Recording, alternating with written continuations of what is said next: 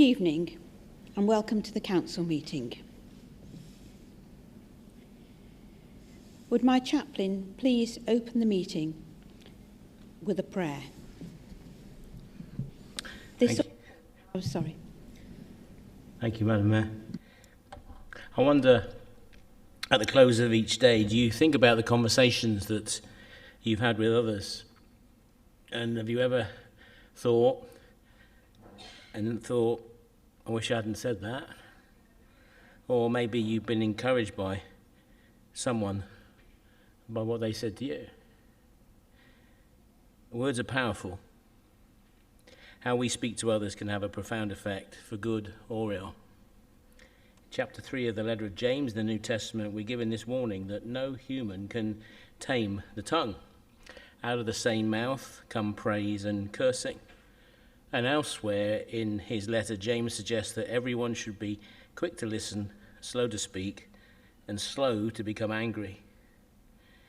And on a similar theme, the Apostle Paul tells his readers in Colossians 4, verse 6, that when you do speak, let your conversation be always full of grace, seasoned with salt.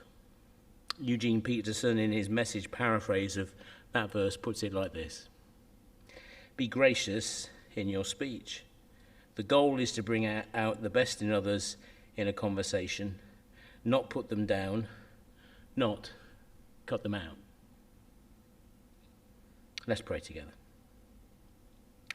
Our loving Heavenly Father, as we meet together in this way once again, we ask that you would help us to listen well to one another, and that as and when we do speak up, we might be wise, gracious in the things that we say. In the name of Jesus we pray. Amen. Thank you, Tim, and we will certainly be reflecting on those words. Thank you. Please be seated.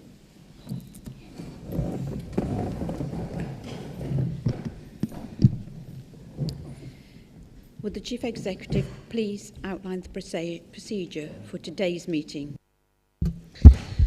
Of course, Madam Mayor. Members, when speaking, please ensure that your microphones are turned on, and if you wish to leave the meeting before it's finished, then please follow standing orders and give your apologies before you leave via the Head of Governance Support. This evening's meeting is being live streamed, and the meeting will also be recorded. Please refrain from watching the live stream within the room, as it can cause interference for our viewers. We're certainly not expecting any fire alarm testing today, and in the event of an evacuation, a recorded message will be played requesting that we evacuate the building. Please leave by the nearest exit, and centre staff will assist us if that occurs, and will be required to assemble in the Lifestyle Members Car Park opposite the main entrance. Lastly, members, please ensure your mobile phones and iPads are turned to silent. Thank you.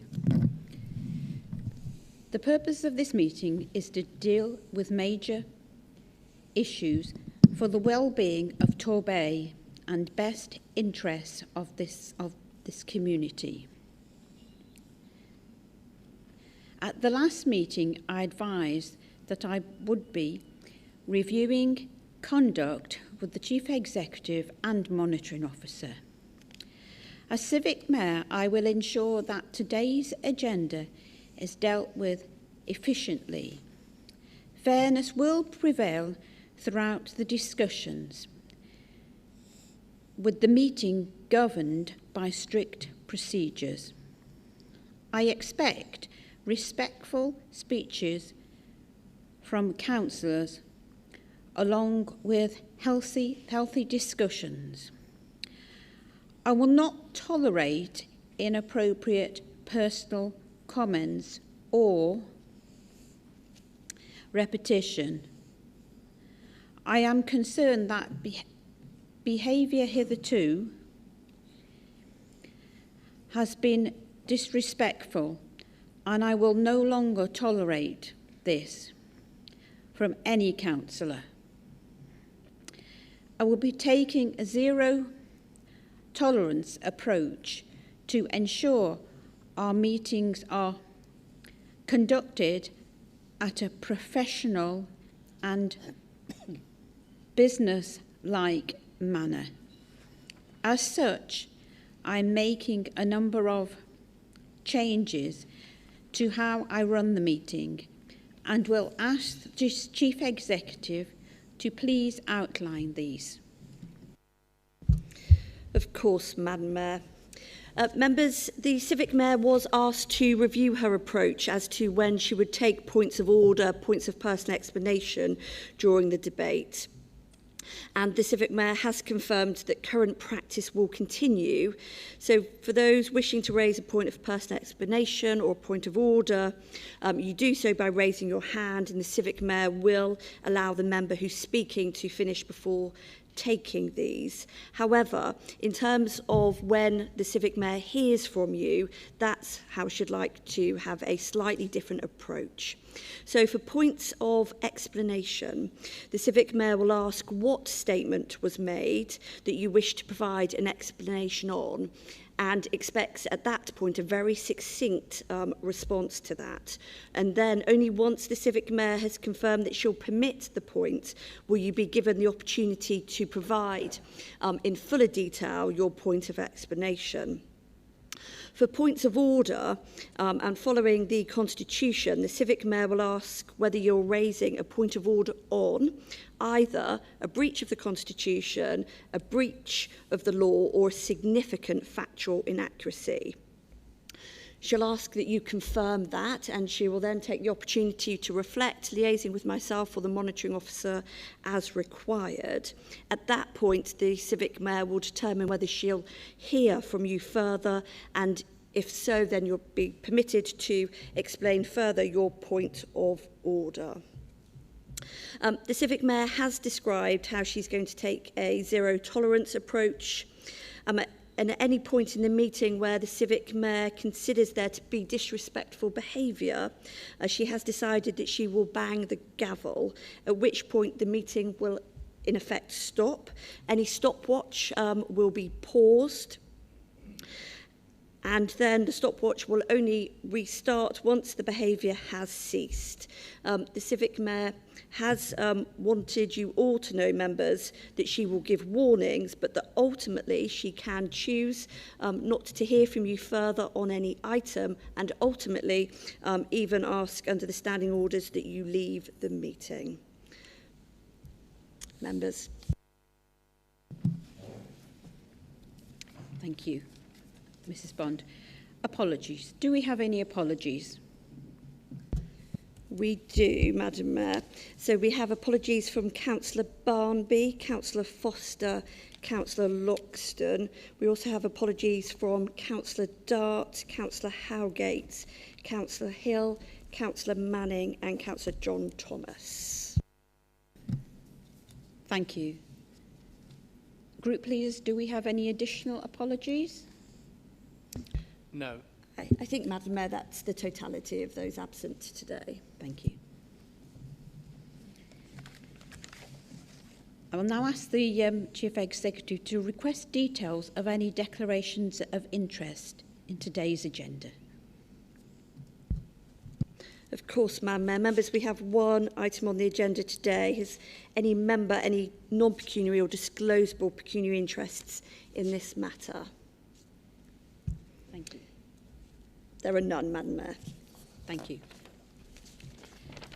I now move to the business of the day, item 4. Capital projects, additional funding.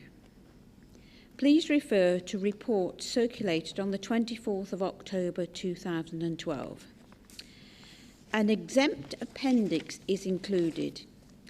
If members wish to discuss any of the information contained in the exempt pink papers, the meeting must resolve to exclude the press and public. Councillor O'Dwyer has already got his hand raised. I don't know whether it's a procedural point that he wants to come in. Okay. Councillor O'Dwyer?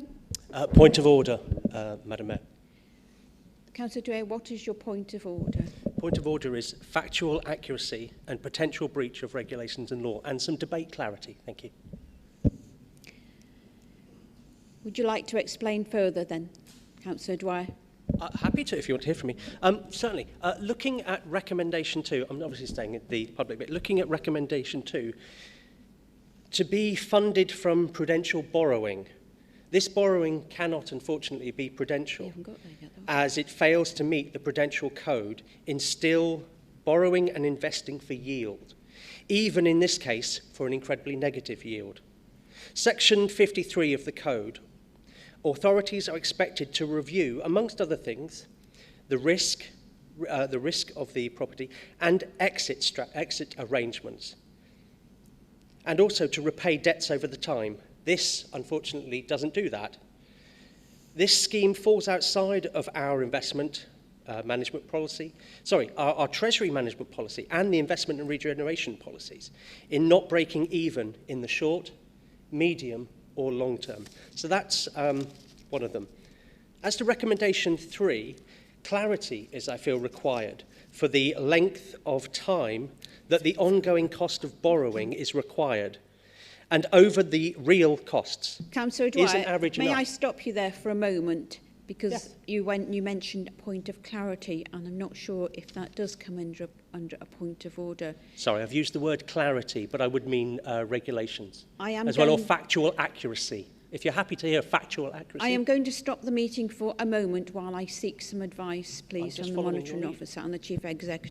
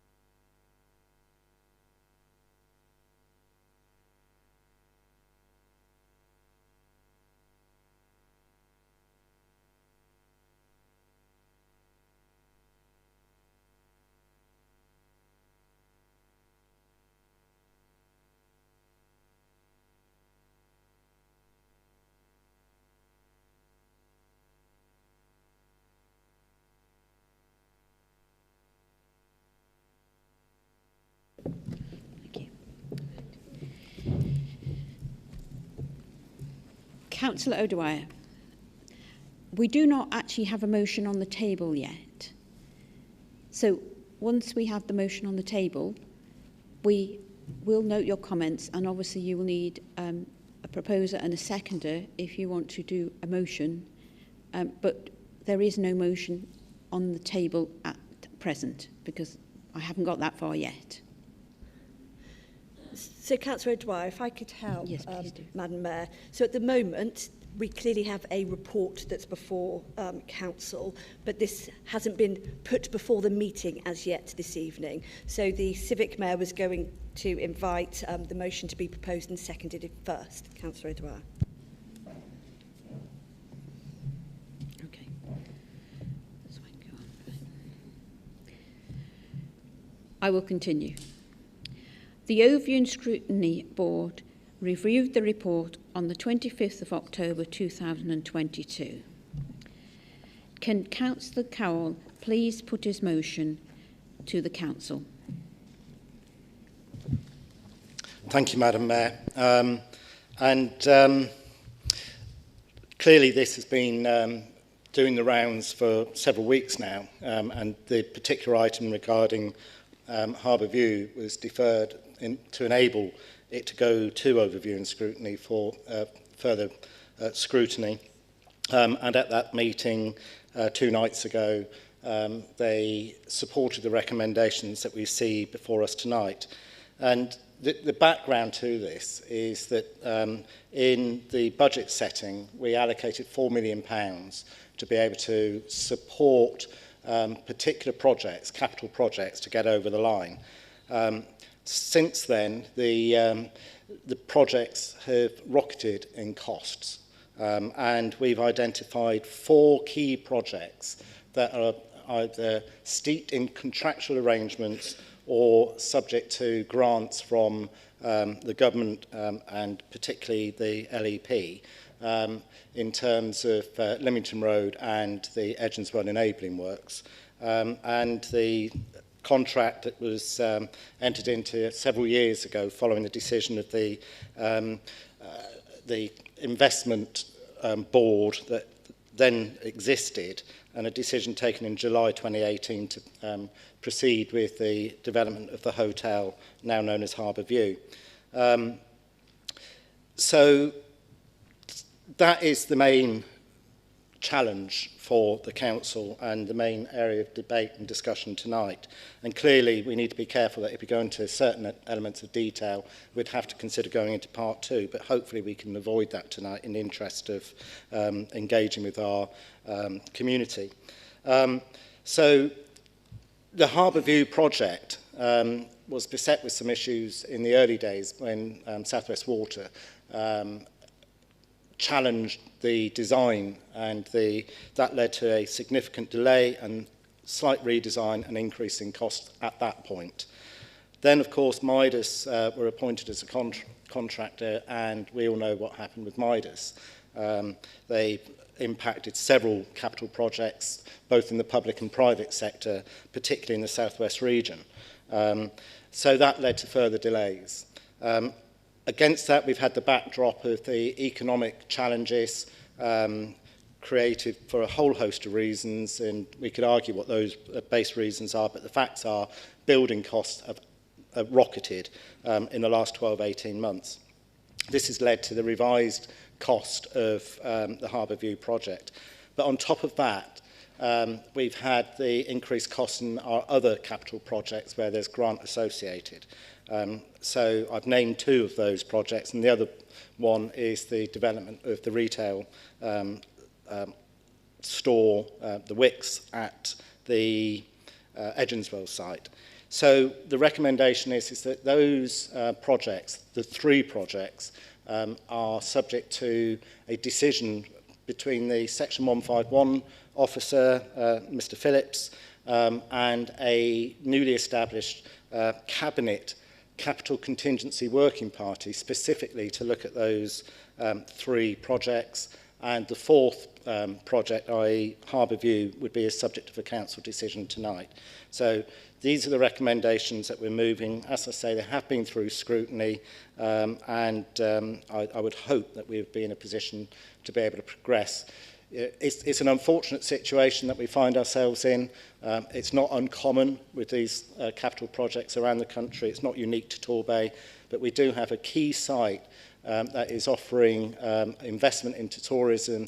It's well supported by the English Riviera Tourism Board and others.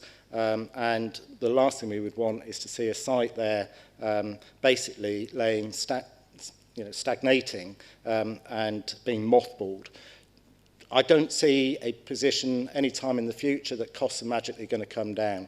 And as I say, we are in contracts with the operator of that hotel, which means that we would only Councillor add Cowell, to you have further... 30 seconds. Thank you, Madam Mayor. That we would only add to further costs if those costs were to be aborted, which would actually impact our revenue budget much more seriously. I so move, Madam Mayor. Thank you, Councillor Cowell. Do we have a seconder? Do you have a seconder? Madam Mayor, yes, I rise to second, and with your indulgence, I would like to reserve my right, if I may, please. Thank you. Thank you, Councillor Long. Right. Councillor O'Dwyer. Thank you very much. As it was a point of order, it doesn't actually say in the Constitution it has to be a motion passed on that one. It says that for procedural motions, but not for points of order. There we go. 15-12. Factual accuracy and breach of regulations and the law. Madam Mayor. Thank you, Councillor O'Dwyer. Please proceed. Thank you. I'll try and speak a bit clearer this time. Looking at the recommendation 2, this is stated to be funded from prudential borrowing. This borrowing cannot be prudential as it fails to meet the prudential code in still borrowing to invest for yield, even in this case, which is a very negative yield. Section 53 of the code says authorities are expected to review, amongst other things, risks and exit arrangements, and also to repay our debts over time. This doesn't do that for a very, very, very long time. This scheme falls outside of our Treasury management policy and our investment and regeneration policy as well, in not breaking even in the short, medium or long term. With regard to recommendation 3, I use the word clarity, but it's accuracy, in that the length of time, the ongoing cost of borrowing is required, and the real cost amounts. Is an average of 600,000, as stated here, enough? Or, to be transparent, is it 1 year, 5 years, 10 years? Kind of wish it was that. Normally, for investment borrowing, there would be a payback. However, we are talking decades of costs to the ratepayers here. If you then look at our Constitution, 11.02, the Constitution states that decision makers will look at reasonable alternatives and consider the local government finance codes as well, and fairness to the public. I'm not entirely sure that this recommendation does that, because I don't think it spells it out. So that would be difficult to meet that regulation or to meet our Constitution. And on 11.3, this wasn't on our forward plan, even though the clear, many multi-year impacts and costs to services. So I think it wasn't on the last 2 forward plans that I saw, so people wouldn't know that this was an important meeting. And on the clarity, I was just wondering, if I speak in the public debate later on, can I then speak in the private debate, or is it considered the same motion?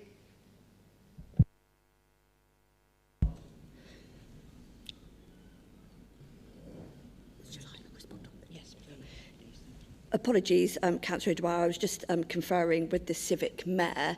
I think in terms of your procedural point, if you have spoken once, then that is the entirety of the debate, irrespective of whether it's in part 1 or part 2. I'm just going to continue conferring with the Mayor in terms of the points you raised, Councillor O'Dwyer.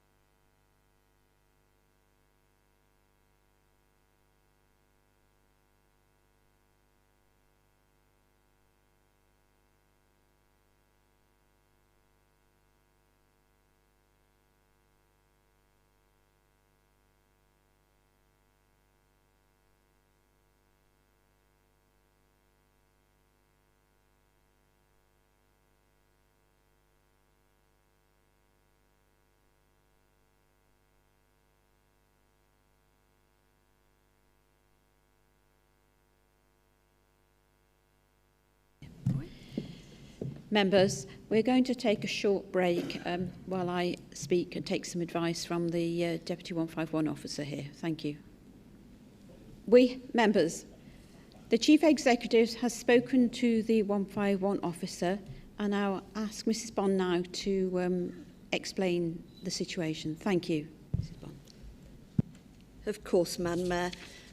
Members, in respect of the issues that Councillor O'Dwyer raised, if I take them in turn, firstly, Councillor O'Dwyer raised the point in terms of whether this was permitted under the Prudential Code and therefore permissible in terms of prudential borrowing. And it was that element that I most absolutely needed to speak with the Section 151 officer, for whom I apologise. He's not here with us this evening. The 151 officer has confirmed to me and has sent me through now some details in terms of the change of rules. Members will be aware that access to prudential borrowing was changed in November, and then there was some further clarification earlier this year. Those changes clarified and were cognizant of the fact that any schemes already in existence would be permitted to continue and access the PWLB. In any event, even if that provision hadn't been there, the PWLB rules do permit borrowing where there are regeneration aspects to it, and the Section 151 officer believes that the criteria for that would be met. In respect of the two policy areas that Councillor O'Dwyer raised, so in terms of the Treasury Management Code and the Investment and Regeneration policy, both of those are policy framework documents. As full council, you are permitted to make any decision, including those which are contrary to policy framework. You are the only body that can make a decision that's contrary to any policy framework, so that's absolutely within your gift this evening. And then the last point, unless Councillor O'Dwyer tells me any differently, is in respect of the requirement for a forward plan entry, and in this case as a full council decision, it's not an absolute requirement for there to be a forward plan entry. Madam Mayor, I hope that clarifies the points of order raised by Councillor O'Dwyer. Thank you very much. Thank you. So you invite debate. I will now invite debate.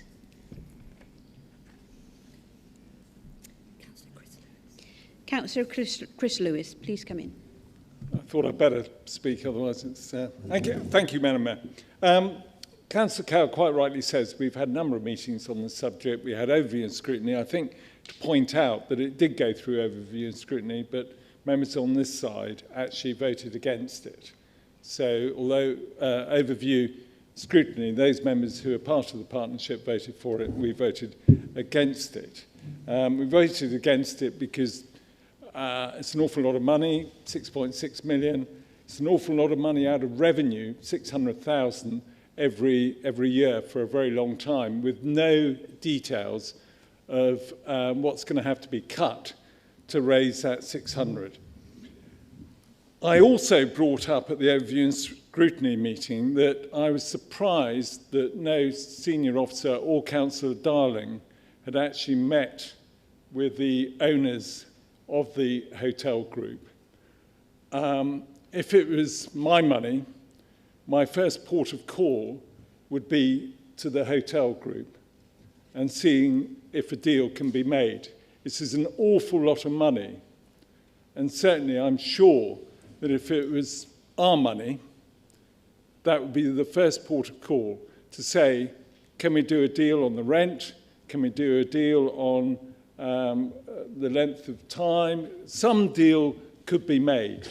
And as the leader of the council and the deputy leader of the council, I would have thought common sense would prevail and that you would have a dialogue with a very senior member of the owner of the group going into the Harbour View.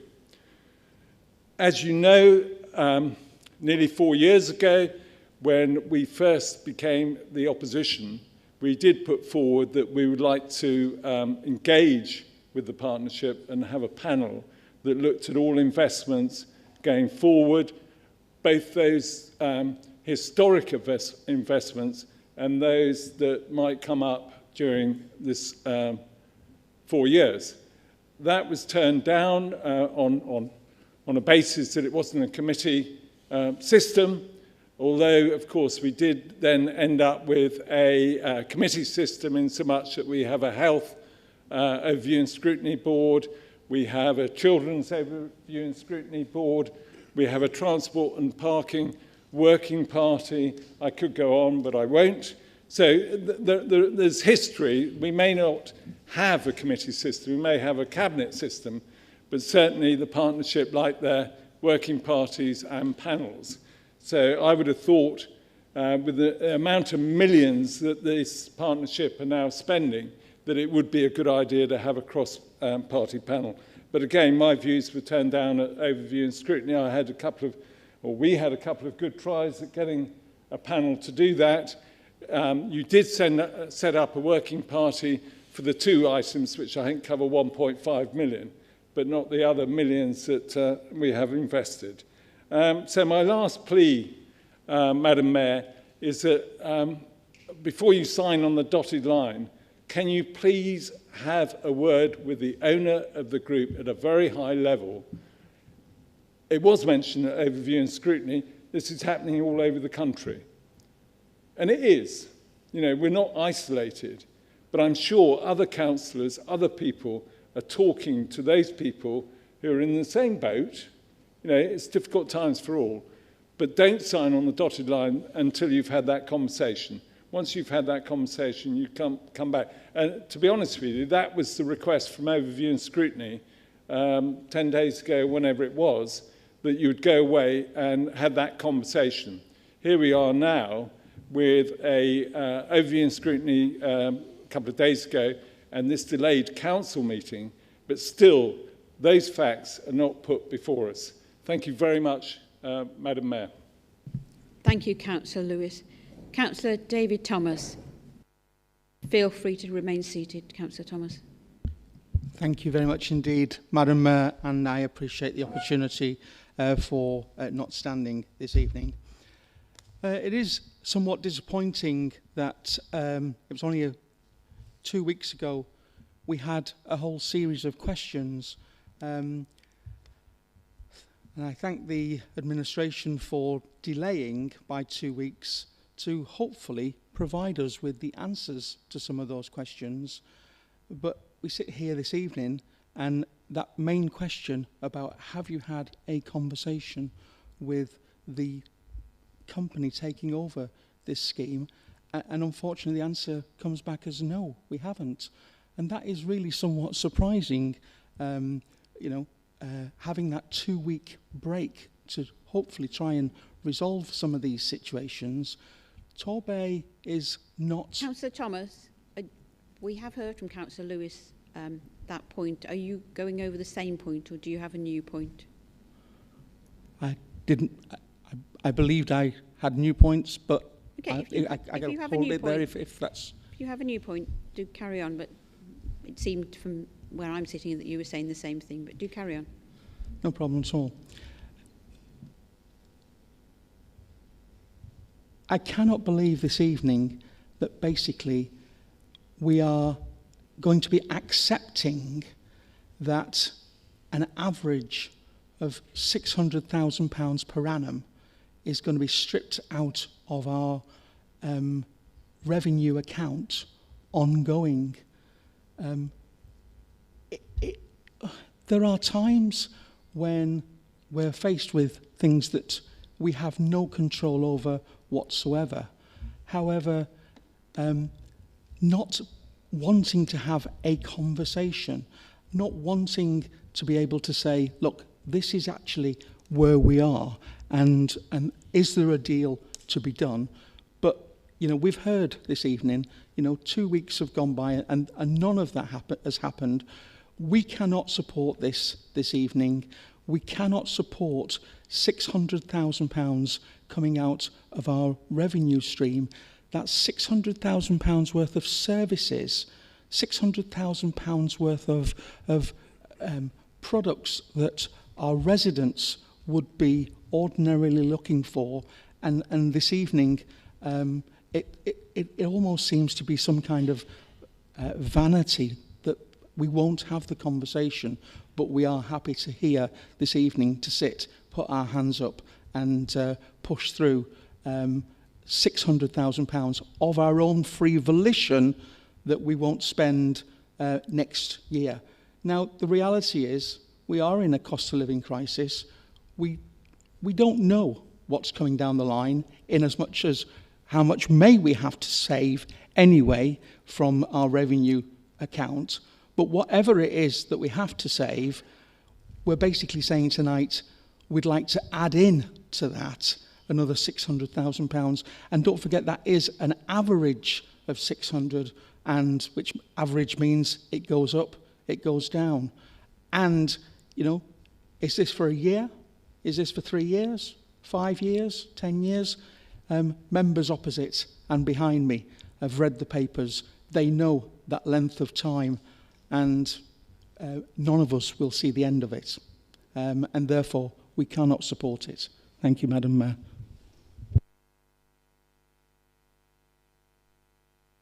Councillor Bai, please come in.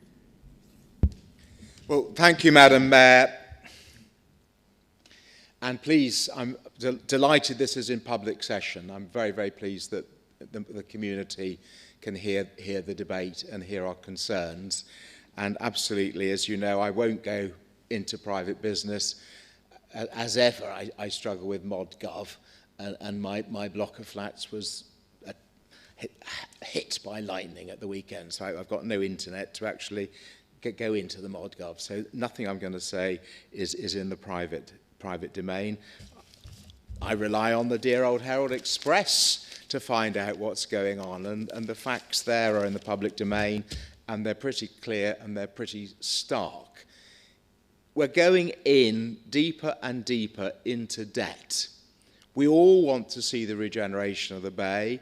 Absolutely, we accept with this project and others that there has been an escalation of costs that are not our fault as a council.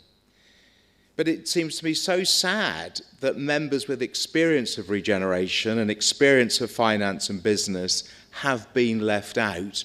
And it seems the most extraordinary turnaround when colleagues who were so risk-averse that they wouldn't go forward with other projects, for example, the Torwood Street Hotel, which we got over the line, are now pushing for something that is going to add £600,000 a year for a while to our council's revenue budget at a time when we know government is likely to be less generous rather than more generous as they attempt to balance the books.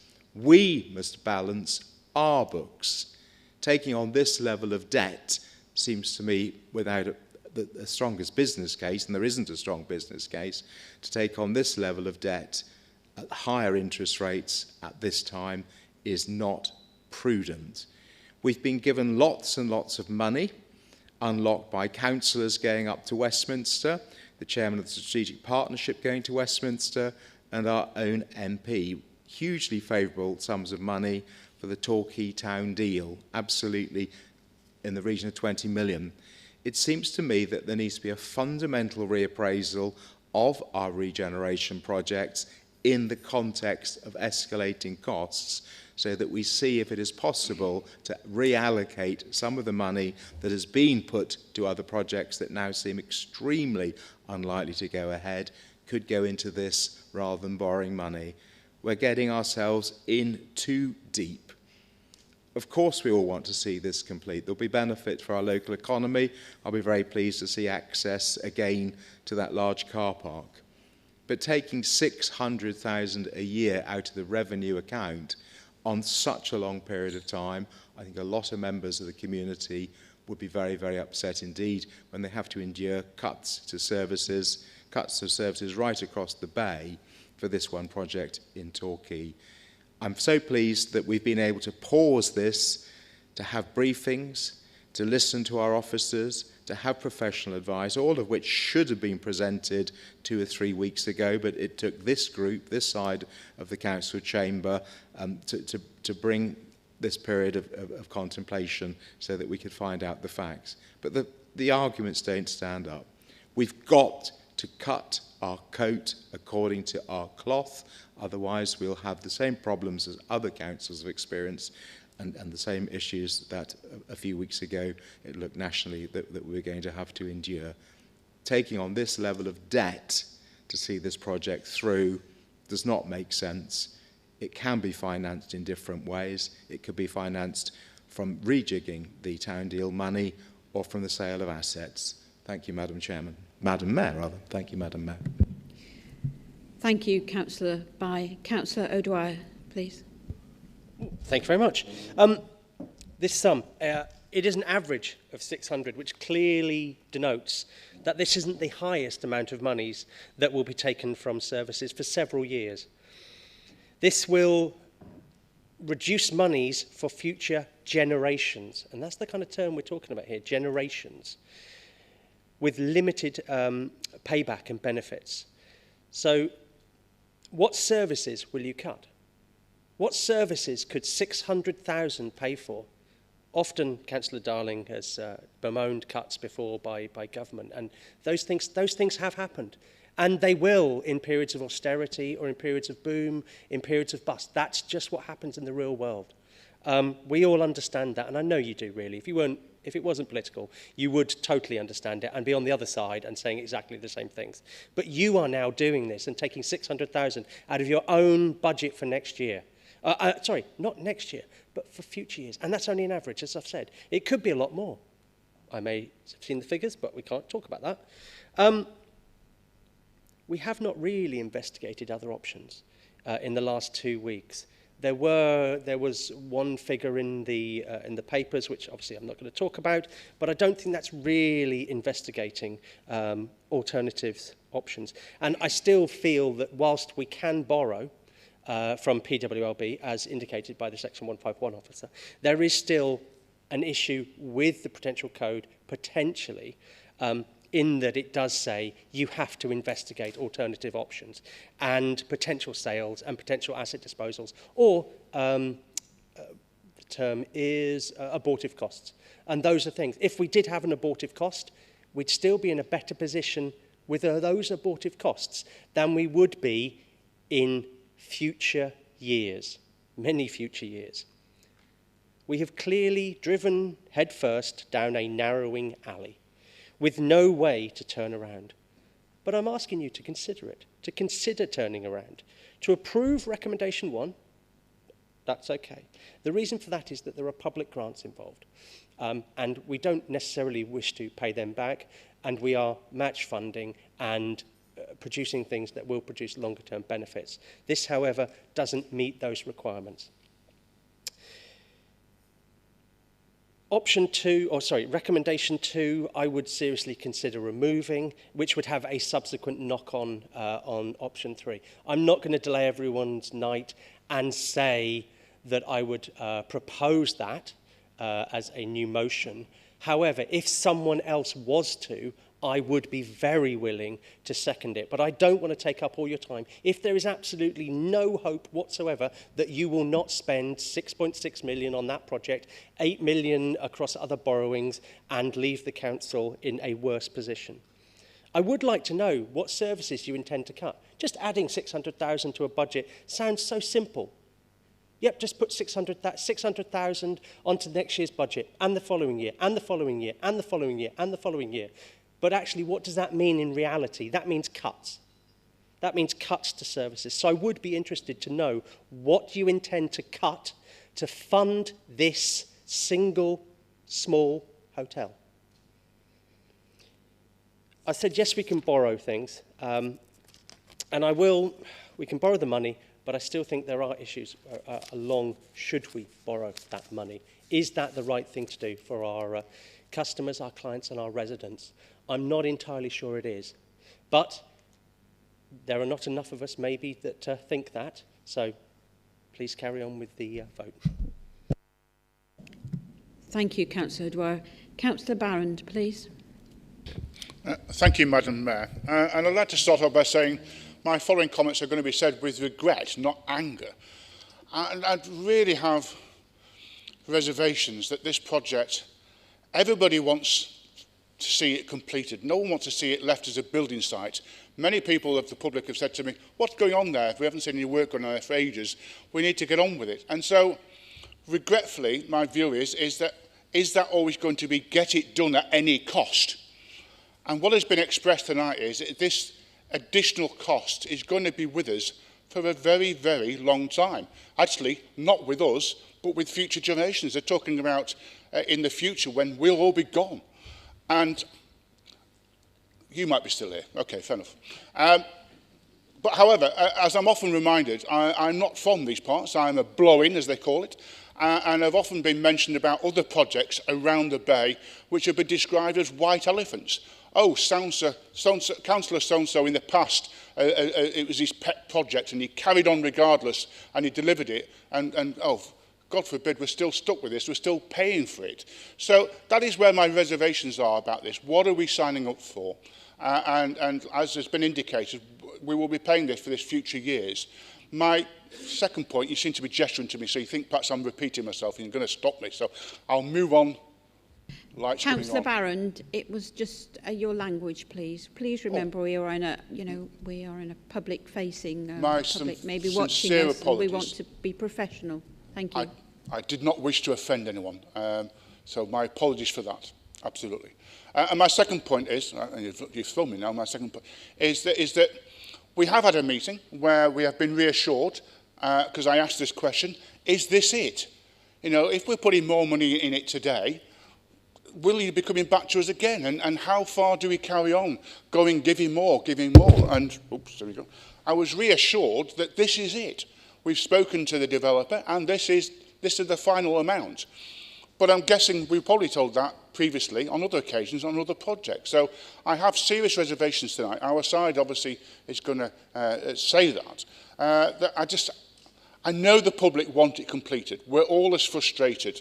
We wish it was there. We don't want to keep walking past a building site.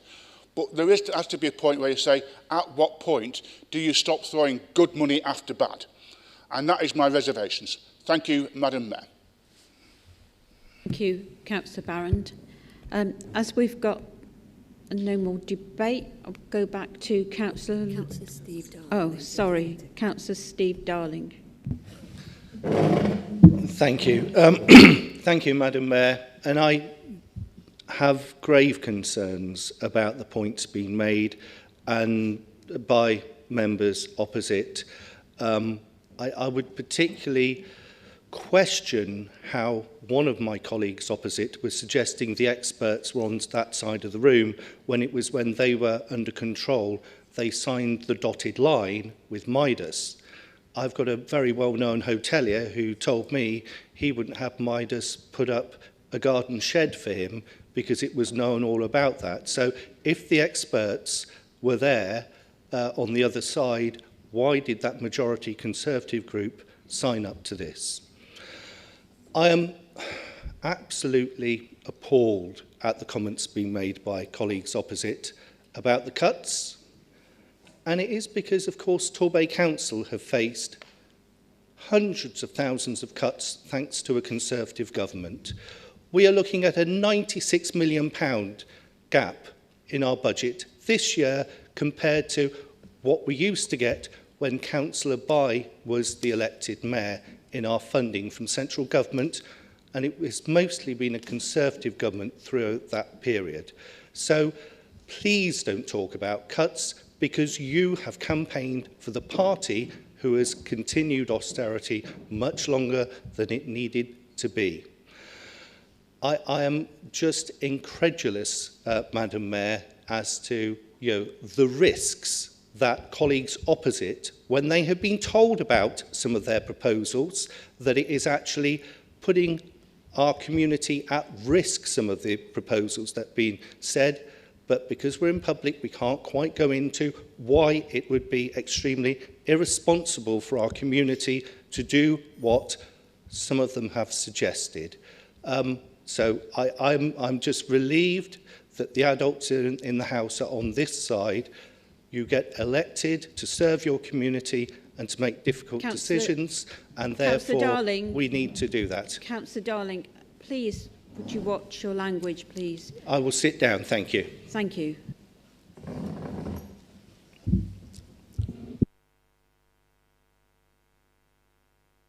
no further debate, I will return to you, Councillor Long. You reserved your right of reply. Thank you very much, Madam Mayor.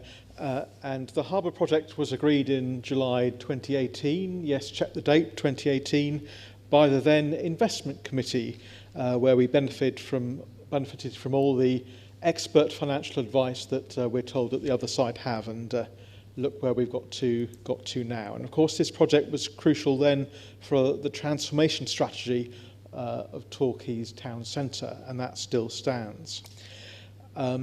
We've discussed the points about investment committee and not investment committee many times. The lack of that investment committee doesn't seem to have stopped councillors opposite from having a lot of input, to say the least. And we've had lots of discussions at overview and scrutiny and cabinet on all these projects, and welcomed input on that. And of course, the reason we had an investment committee under the last council was because of the fallout between the then mayor and the then Conservative group, and that's why we had to have an investment committee. But that fallout doesn't exist anymore. It would be fair to say that this project has had a checkered history, the Harbour View. It's been beset with problems caused by other third parties, such as South West Water. Then, of course, a global pandemic, a contractor going bust. The list almost goes on and on. But now we have a contractor who is literally itching to get on and who is able to do it fairly quickly and at a lower cost than the current contractor. Other options have, of course, been looked at and discussed in great detail, and the report lays them out, so I won't go into those in any detail, but none of those is a silver bullet which will save them. So the options before us is to either have a scheme or to have an empty shell lying in our town centre and in other schemes as well. This side, we don't believe in empty shells lying about. The other side may disagree. Of course, there's been talk about discussions with the proposed runner of the hotel. That operator have been involved in discussions all along, as has been made clear at previous discussions. And of course, overview and scrutiny, there were explanations given as to why what is being proposed by the other side wasn't wise to do so. So that discussion has happened and explanations given, but let's not stop that getting in the way of a political point.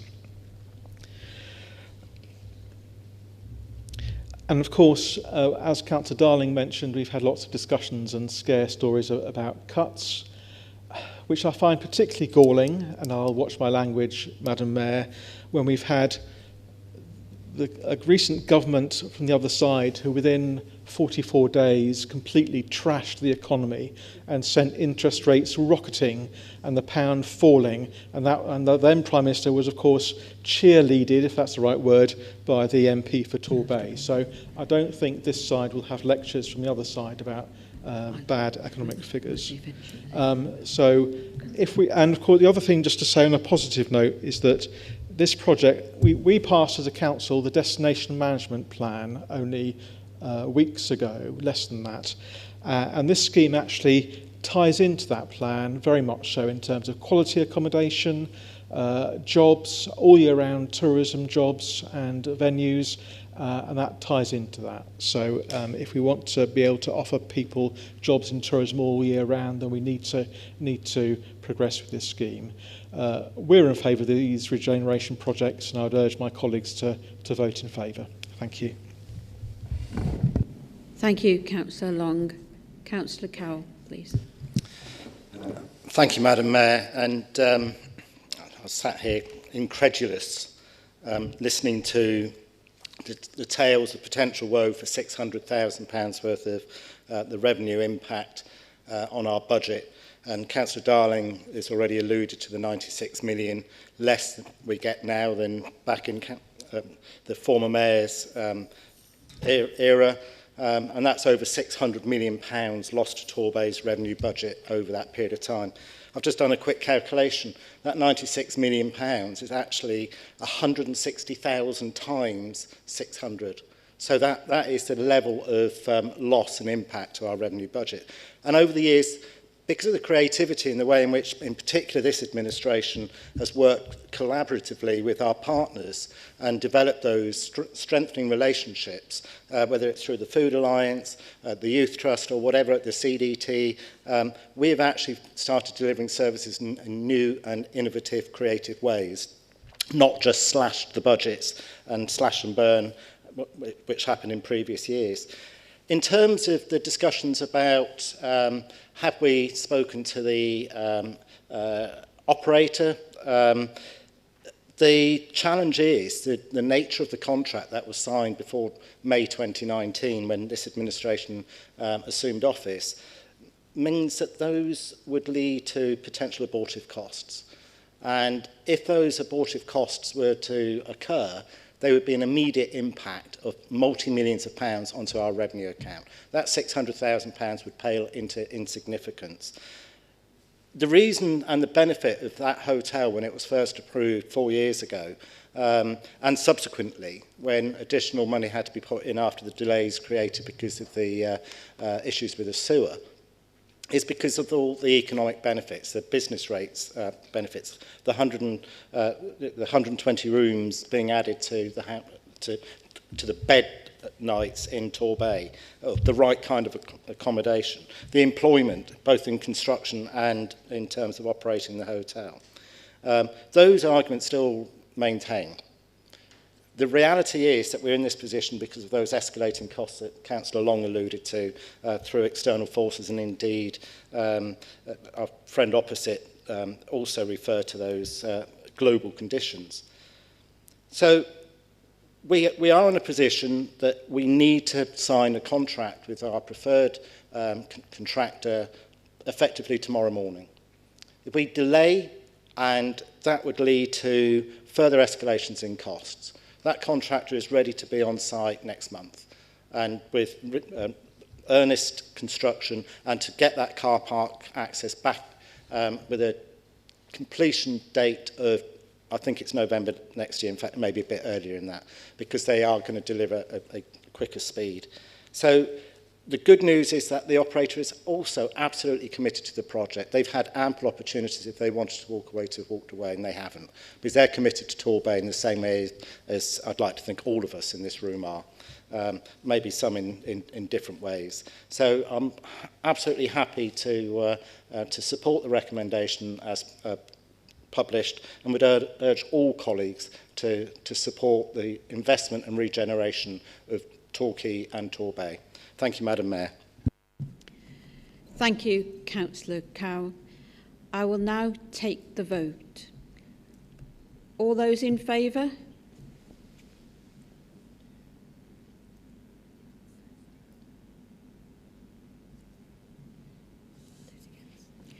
All those against?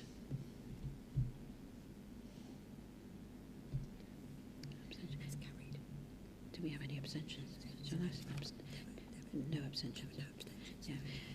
The vote is carried. Thank you. That's it. Thank you, members, for attending this evening, and enjoy the rest of your evening. This meeting is now closed.